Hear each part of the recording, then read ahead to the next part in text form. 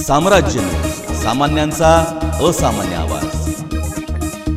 कोरोनाच्या पार्श्वभूमीवर 14 मे रोजी साजरी होणारी भगवान परशुराम जयंती घरातच साध्या पद्धतीने साजरी करून उत्सवासाठी होणारा खर्च मुख्यमंत्री सहाय्यता निधीला द्यावा, असे आवाहन समस्त ब्राह्मण समाजाचे समन्वयक प्राध्यापक काकासाहेब उर्फ मनोज कुलकर्णी यांनी केलंय। घराघरात भगवान परशुराम जयंती साजरा करण्याचा आम्ही ठरवलेला आहे। त्या पद्धतीला मी राज्यातल्या तसंच राज्याबाहेरच्या समस्त ब्राह्मण समाजाला आवाहन करतो की यावर्षी आपल्याला शासनाला मदत करून, सरकारला मदत करून कोरोनाचा विळखा आपल्याला कसा कमी करता येईल याचा विचार करून घराघरात भगवान परशुराम जयंती साजरी करायची आहे। त्याच पद्धतीनं यावर्षी आम्ही महामृत्युंजय मंत्र या भारताबाहेर 5 लाख मंत्राचा जप आम्ही या ठिकाणी करणार आहोत।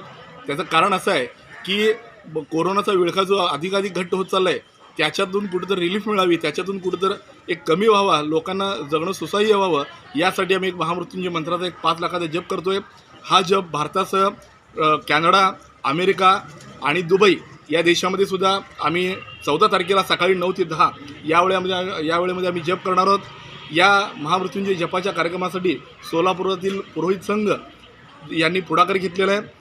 या तुमच्या चॅनलच्या माध्यमातून मी सगळ्यांना आवाहन करू इच्छितो की येणाऱ्या 14 तारखेला शासनाला सहकार्य करून आपल्या घरात सोशल डिस्टन्स ठेवून भगवान परशुराम जयंती साजरी करायची आहे।